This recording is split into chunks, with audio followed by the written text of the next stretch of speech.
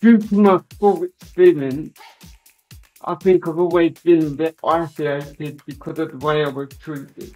The idea of bodies all came into my head. I said, right, there's got to be other disabled people that are socially isolated and feel the same way as me, particularly due to the pandemic. The ultimate goal is to match them up with a volunteered body so they can participate in different social and leisure activities. Just meeting for a coffee or going out for a walk.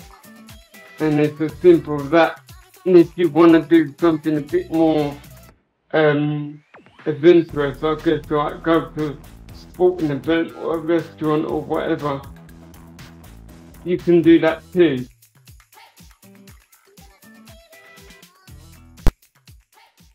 David, welcome to Disabled and Proud. How are you today? I'm good, Brooke. I'm very good. How are you?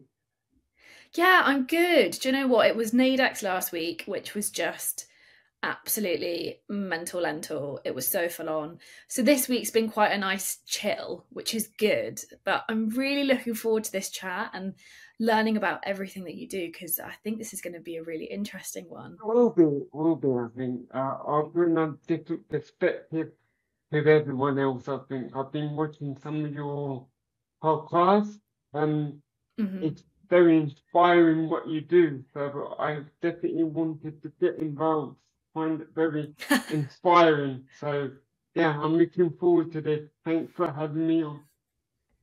Oh, I'm genuinely so looking forward to it. So, as per every single guest who comes on this podcast, the first question that I ask you is, how do you refer to your disability? Um, I've been thinking about this question because you sent me the questions beforehand. Um, it's changed over the years because obviously I was born with cerebral palsy. So Hmm. I think you had Abby Hills on a couple of weeks Yeah. ago, and she's got Yeah. hemiplegia, which is one side. I've got the Hmm. diabetes, which is all four limbs. So Yeah. it's more in my legs than my arms. So my arms are not too Hmm. bad because I'm a wheelchair user, manual wheelchair user. So I push. Yeah. I've been pushing myself all my life, and my arms are not too bad. They just get a bit tight. So it's just my legs. I can't walk. So my Hmm. cerebral palsy means I can't walk. Well, I can walk Yeah. actually. That's right. I walk with a mobility aid indoors, but outdoors I Hmm. can't walk. But I did used to have a sort of walking frame type thing when Hmm. I was younger, but when I got to secondary school, I sort of had to give it up. It was too much to kind of manage. So Hmm. obviously I had got cerebral palsy. I'm a wheelchair user. So as I've grown into adulthood, I've also developed over the last 10 years hearing loss. We're hearing Hmm. aids now. Um, I don't know why I developed it. Some say just the cerebral palsy, because cerebral palsy can cause hearing, reduced hearing, etc. So I've actually acquired that. So I sort of know the difference between acquired impairment and something you're born with. So the hearing Yeah. loss at the time was quite difficult to sort of come to terms with because you can't actually hear what you used to hear. Whereas I was born with the cerebral palsy and I've always been in the chair, so I've kind of known how to navigate that. But even now, I've been wearing these hearing aids for 5, 6, 7 years. I still have problems that I just some days I struggle with it. Um, so yeah, and how I refer to it, I just tell people that I've got cerebral palsy and it affects me. I can't walk outdoors. I'm a wheelchair user. Um, Hmm. I've called myself a disabled person. I know there's a lot of debate in the community about whether you call yourself a disabled person or person with a disability or whatever. I'd just say a disabled person. I don't get too involved in the language, and obviously you need to describe other disabled people in the way they want to be described, and you need to be mindful of that. But from a personal level, as long as you don't call me the F word or the R word, I'm not really bothered how you refer to me, or yeah, I'm just not bothered, because if people refer to me in the next way, that's more reflection on them rather than it is me. So yeah. It's always really, I like to start with this question because I think how we all refer to our disabilities is completely individual. And what you said about the community having this kind of an internal debate whether or not they use disabled person or person with a disability. Now, I am absolutely with you. I think everybody should be able to refer to themselves however they want to. But also at the same time, like we're actually always trying to say the exact same thing. Like we're always trying to say that at some form along the way we have a disability somewhere. And I think that's what the key message is that yes, we can identify however we want, but at base level, we've all got disability and that's how we like to express it. But what you said about CP, as you said, you were born with CP, but actually you've acquired hearing loss over time. And that is a really interesting perspective to come at because, like you said, you have the ability to know what it's like to be born disabled. But then you also have this ability to know what it's like to acquire a disability, which is actually not really something we ever talk about as disabled people. And so I was wondering, pre-hearing loss, what was like being a disabled child like for you? Because I was a bit of a guinea pig, so obviously I'm 40, so in the 90s, and they did, I don't know if it's the same now, but they used to do a lot of experiments. So I had a lot of surgery, so I had a lot of practice in my legs, and they did a lot of surgery in my hamstrings and my feet. So there was situations where I had 2 or 3 different surgeries, and each surgery I was in lasted for about 6 weeks. And then before that, there was an occasion where there wasn't a surgery, they put this bar between my legs as well. So yeah, it's been quite a traumatic childhood with the surgeries and things like that. Wow. Something that you said just then, and I don't think we necessarily recognize it as much, is that you said I was a bit of a guinea pig, and you know, in the 90s it was kind of just like a free-for-all of experiments. And I don't think we ever really have that conversation publicly about how disabled bodies are kind of used for medical advantage, but without actually sometimes scientific evidence as to prove as to why somebody is doing something. They just think it could be a good idea. And so I know that it's not easy to talk about these things, but I really appreciate you sharing that story because it highlights that we have come some way when it comes to disabilities, but also like that wasn't that long ago, right? Like the 90s really wasn't that long ago. So I think it was like 1994 maybe I started to have all them surgeries, and there was one time where I was completely prepared. So they painted my egg where they was going to cut me open, and I was completely prepared and ready to go, ready to be taken down to the theatre, all prepared and stuff. And then my mum and her friend was with me, and for some reason I fell asleep. Don't know why.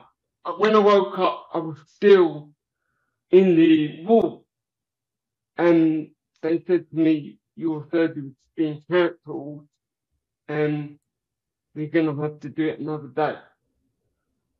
So to go through all that psychological trauma of preparing yourself for the surgery, and then them saying that it's cancelled, and all postponed, that was also quite traumatic.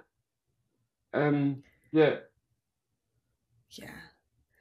And especially as like a young person, like building yourself up to having surgery and like getting yourself in a place where you feel maybe you're not 100% comfortable with it, but you kind of know what's coming, and then to be told that it's cancelled and it has to be moved is a really difficult thing to experience. As you've got older, would you say that your medical care, in terms of like what's been provided to you or what's been on offer, would you say that it's got better or would you say that it's got worse? When you're 16 or 18, you just get written off. So you don't have any medical care as a disabled adult. With if you've got no medical condition that needs treatment, and cerebral palsy doesn't necessarily need treatment in terms of medical treatment, then you just get written off. So I was written off. So I think I had all the surgeries, and I got to the point where they couldn't do anything more for me. So you're just written off. Obviously, when you're taking about video and stuff. But again, I don't know what it's like now with medical environments and techniques, but I would just use as more of a guinea-pig experiment. Because you've got to remember that disabled people going back to the 60s, people with cerebral palsy were just cut away in cupboards. Like a cousin of my mum, her sister, she had a son with cerebral palsy, and he was just cut away in a cupboard back then. That's what it was, and I suppose in the 80s and 90s, they were just people with cerebral palsy were just coming out.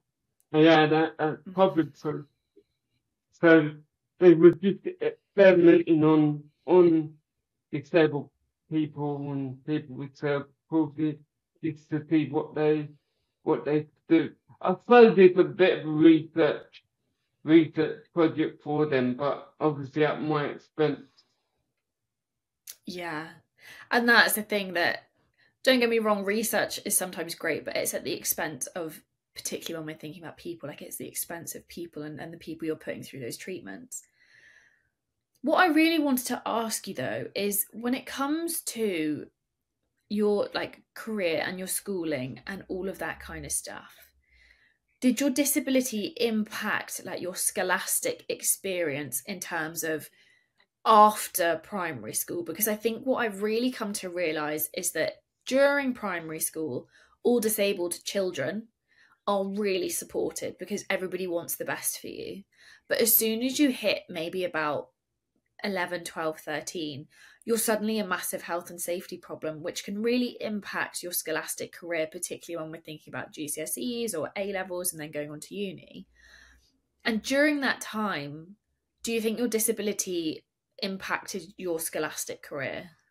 I went to special needs primary school with very, very complex children. It would be like going to the park and feeding the ducks. And that would be from the age of 4 or 5 to the age of 11. I would just spend my education time feeding ducks. So my mum and dad had a friend who was a tutor, and she was tutoring my brother at the time. He hasn't got a disability, but he was a bit behind, or they thought he was behind. So she was tutoring him, and then she heard the story about me spending the day feeding the ducks, and she said, "This isn't good enough. David should be in the mainstream school," kind of thing. So what happened was she spent her time, she was a retired teacher, she spent the time tutoring me as best she could. So they taught me to go to this mainstream school with a mainstream school with able-bodied children, and it was like being jumping out of the frying pan into the fire. But I just didn't know. I didn't have the maturity of an 11-year-old. I had the maturity of a 5-year-old, definitely emotionally. So and that transition from primary school into secondary school definitely has had its benefits in terms of me being able to progress, but also it's had its negative effects in certain aspects of my life. So it definitely, I finished school with some GCSEs, I went to college, and then, my life just took a bit of a turn. So, in terms of school, it definitely affected my disability, definitely affected my, it definitely affected my school experience. Most disabled people, especially now, go to mainstream school of my capabilities, go to mainstream school in primary age. I didn't, so that put me behind not only non-disabled children, but also my peers in terms of my disabled peers. So when I look at my adult life now, I do often reflect on myself and say, if I went to that mainstream primary school, I wouldn't be so behind, or I feel that I'm always trying to create catch up with particularly with other disabled people, because I know that I'm as good as them. I just can't, because I didn't have the educational grounding to start with. I just can't. I feel that I can't measure up sometimes, but I know that I am as good as them, but there's something missing. Yeah. You are absolutely as good as them. And there's absolutely no reason as to why, but I can completely empathise with why you feel that way, because you feel like you missed out those first couple of formative years. But just to prove my point that you are as good as anyone, I would love it if you could talk about Buddies for All. Due to my school experience, I think I've always been a bit isolated because of the way I was treated. The idea of a buddy football came about from the pandemic. So the pandemic was really struggled with it, because I been living on my own for 20 years, got my own flat, independent, whatever. But the pandemic really affected me, because I actually went to university and got a first class honours in marketing, but I graduated as the pandemic was starting. So the pandemic started in March, and I graduated in June. So the story of Buddy Football came about because I went back to do a master's, but my mental health was badly impacted by the pandemic and stuff, and the degree, I wasn't into it. I wasn't into the master's, so I quit the master's, and then I took a month out, and the idea of Buddy all came into my head. I said, right, there's got to be other disabled people that are totally isolated and feel the same way as me, particularly due to the pandemic. It's a problem anyway. Statistic is that disabled people are, some disabled people, depending on the demographic of disabled people, a certain section of the disabled society is socially isolated more so than the non-disabled community. So I thought to myself, there's got to be other disabled people like me. So that's when I just started Buddy Football, and I just wrote down what it could be. So the ultimate goal is to match them up with a volunteer buddy so they can participate in different social and leisure activities. so kind of face to face. But we've also developed a telephone and online video chat service as well. So the face to face service is about just meeting for a coffee or going out for a walk. Yeah. And it's as simple as that. And if you want to do something a bit more adventurous, I guess like go to a sporting event or a restaurant or whatever, you can do that too. So that is the crux of the service. Yeah. I love the idea of disabled people mentoring other disabled people. I think that that's such a wonderful idea. And what I really love about Buddies for All, like you said, is that it really tackles that social isolation. And the pandemic was prolific for that, regardless of who you were. But you're right, there's a certain sector of the disabled community who was a lot more isolated than the vast majority of like average Joe blogs. You know, people had to shield, people had to make sure that they weren't putting themselves in danger at that point in time. And to be able to create something that's come from that, you know, the pandemic was horrendous for the vast majority of people, but to be able to create something from that awful situation is actually really quite beautiful. And so if people want to get involved with Buddies for All, how do they do it? If they're interested, they can go onto buddiesforall.org.uk and it gives them all the information that they need and to volunteer. But as I say, it's not a national scheme yet, so it's definitely not an international scheme. I don't know who will listen or catch this podcast, but it's very, very small. So it's a great idea, but it's just me running it. So I don't want to overwhelm myself with loads of inquiries. But if you're interested in having a conversation, then go on the website and message me. My email address is at the bottom of the website, and because I don't want, when I first started, I got lots of inappropriate inquiries. So very the email address, and there's a contact us form. So if you want to have a conversation, you can send a message through that. Yeah. Amazing. I was wondering, through starting up Buddies for All and the previous experiences that you've had in medical care and all of the things that you've done in life, do you have a piece of advice for a younger version of you? So like David, who is maybe 13 years old, what piece of advice would you give him? The advice that I would give myself is not to worry so much about situations or stuff.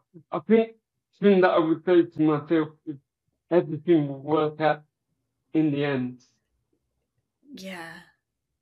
I always think that is like, it's such great advice, but it's also like hindsight is wonderful. Like, do not worry, but like it all works out in the end. Like it feel like rubbish at the time, but it will work out. Following on from that piece of advice that you've given yourself, you know, you've said it's all going to work out. Is there a positive trait that you have noticed within yourself that actually, you know, you can kind of look back and be like, do you know what, I'm really, really proud of how I handled that situation, or I'm just really like pleased with myself that I said that, or is there something that you're just very proud of that you innately have? I suppose that I never give up. I keep trying. Yeah. So never say die attitude. If I listened to certain people, for example, I wouldn't have started Buddies for All. I wouldn't have. One thing we haven't spoke about is my work journey. So if I listened to certain people, I wouldn't have worked for Scope for 7 years. I wouldn't have done certain things. So I suppose I kind of, it's not that people dismiss me because of my disability. It's more to, I don't know what it is, but it's kind of never give up and never take no for an answer. That kind of just do it. I've done a lot of traveling by myself, got on a lot of planes and people can't understand how I do it by myself, but it's one of that, if I want to do something, I will just do it. You mentioned something about a previous employer being ableist. And without going into maybe who they are, I was wondering if you could tell me about that experience a little bit more. I think so.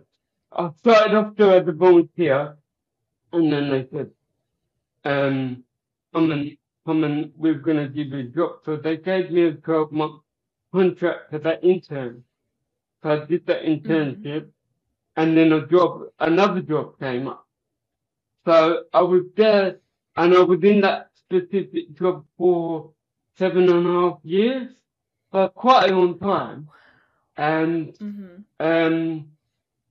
I wasn't there. The first 3 or 4 years in that specific job was great.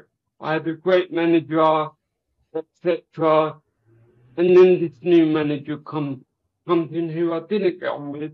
And I was going through a difficult time because my dad passed away. And it was quite difficult when the relationship I had with him was not very good for various reasons. And I was going through a pretty tough time with it. And this new manager comes in and they are checking their muscles, trying to show me who was kind of thing. And we just didn't get on. I stuck it out. The money was good for a disabled person.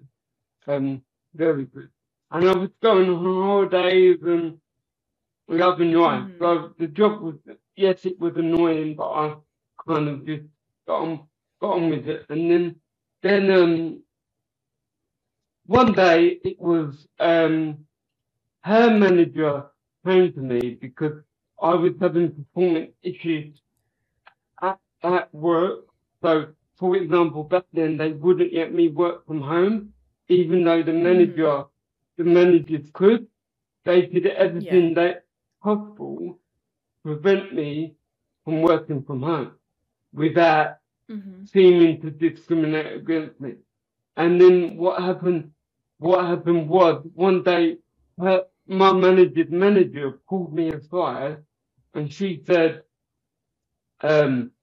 we've got this job, we're going to promote these people, you're not one of them, I want to know how you feel about this. And I just think I just think it wouldn't be accepted now, particularly from the organisation that I was working for. I mean, you can easily find that. Just Google my LinkedIn profile and you will see. But particularly from the organisation that I was working for, it would not be, can you imagine that now? You're not getting promoted because you've been here the longest. These other 2 people have only been here 2 years, but you're not getting promoted and they are. And there's no interview process. There's no interview process to even give me the opportunity to put my case forward. There's no interview process. And the manager goes to me, by the way, you need to tell me now what you think because I'm going away on Christmas holidays. So he pulled me in this room without my direct manager knowing. He pulled me into this room and he told me that. Working spaces for disabled people are always somewhat difficult to navigate. They're never easy and it's never straightforward. So I can completely empathise with that with you. I would love to know, this is completely changing gear, by the way. We're completely changing gear. We're going somewhere different. Yeah. So with all disabilities, I find that people love to ask weird and wonderful questions surrounding disability, right? And I was wondering, is there particular weird questions that you get, or is there like a set of questions that you've got like a really quick whip response answer to? My common one is, what's wrong with you? What happened to you? And my question recently is nothing. What happened to you? Yeah. Yeah, I love that response. It's such a good way of making a really awkward point even more awkward, and I love that. Or when I don't know why, but recently I've noticed more children stare at me. When you're a Hmm. kid, you notice it, and then as I've got older, kids haven't stared them at me so much. But recently, I've noticed children stare at me, and I notice Mm. them stare at me, and then I look away for a second, and if I look back, and if they're still looking at me, they're staring, they're in a trance. I go, you Mm. alright? How you doing? And they sort of go out their Mm. trance and they go, yeah, they smile in the end, but like they're not expecting me to speak. Hmm. Yeah. I think it's so interesting when we think about how adults act and how children act, because kids are naturally just so curious, and there's never any malice behind children unless it's like a really naughty child. But 9 times out of 10 when it comes to kids, they're just so curious, and they probably haven't had those conversations with with their parents about disability. So I always think kids being curious around disability is a good thing, because it's almost like it gives you a moment to be like, do you know what, like being disabled, like it happens, it's fine, like you can still speak, like you can still be a normal person. But what I find most interesting is that people think it's acceptable to ask what happened, like regardless of what your disability is, like, and we really don't have that ability to have nuanced conversations. Or disabled people do have the ability to have nuanced conversations, but the non-disabled in society don't have the ability to have nuanced conversations around disability. I only have one final question for you, David, and that is, are you disabled and proud? See, this question, I've been thinking about this question, and for me, it's not a simple yes or no answer. I know you might be looking Mhm. for a yes or I don't know if you're looking for a yes or no answer. But I can't really give you a yes or no answer. I have to be honest. I have to say that it depends on it just depends on on what you're going through on that day, or yeah, with body for all and what I've Uh-huh. achieved as a disabled person. I'm definitely disabled and proud, but Yeah. I can't say I'm proud of being disabled because of how people see me or view me. I'm not proud of that. I'd Hmm. rather be seen in a better way. So it Yeah. depends. It's not for me. It's not yes or no. I could talk about it all day.